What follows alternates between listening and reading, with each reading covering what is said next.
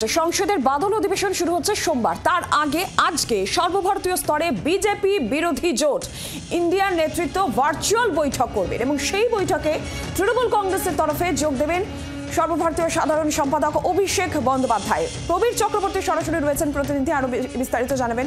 প্রবীর, ঠিক কি জানা যাচ্ছে? আজকে ইন্ডিয়া জোটের বৈঠক, ভার্চুয়াল বৈঠক, অভিষেক বন্দ্যোপাধ্যায় থাকবেন। প্রথমত জানতে চাইবো যে কোন কোন বিষয় আলোচনায় উঠে আসবে, কারণ সোমবার বাদল অধিবেশন শুরু হচ্ছে।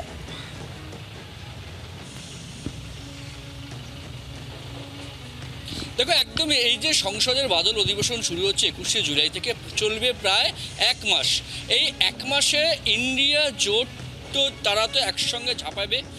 তার থেকেও বড় বিষয় যে তৃণমূল কংগ্রেস কিন্তু এই আগামী যে অধিবেশন আসতে চলেছে সেই অধিবেশনে একাধিক ইস্যু কিন্তু তারা সংসদে তুলবেন এবং প্রতিবাদ করবেন।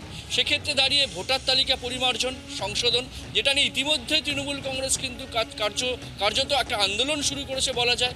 পাশাপাশি দাঁড়িয়ে সম্প্রীতি যুক্ত হয়েছে যে ভুয়ো ভোটার একদিকে যেমন রয়েছে, পাশাপাশি দাঁড়িয়ে যুক্ত হয়েছে যে বাংলা বিদ্বেষ।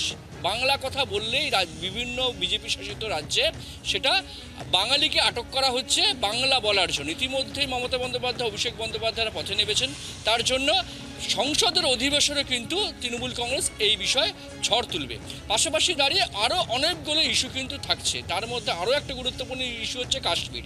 তৃণমূল কংগ্রেস রোজ দিন গুনছে যে 88 দিন হলো, 89 দিন হলো, 90 দিন হলো, কিন্তু কাশ্মীরের আসল ঘটনা কি হলো? যারা ঘটনা ঘটালো জঙ্গিরা, তারা কোথায় গেল? তাদের বিরুদ্ধে কি ব্যবস্থা হলো? সেই প্রশ্নের উত্তর তৃণমূল কংগ্রেস কিন্তু গত 90 দিন ধরে চাইছে। প্রতিদিনই তারা দিন গুনিয়ে স্মরণ করে দিচ্ছে যে একাধিক এই সমস্ত গুরুত্বপূর্ণ বিষয় কিন্তু আজকে ইন্ডিয়া জোটের এই বৈঠকে উঠে আসতে পারে বলে মনে করা হচ্ছে। প্রবীর, ধন্যবাদ।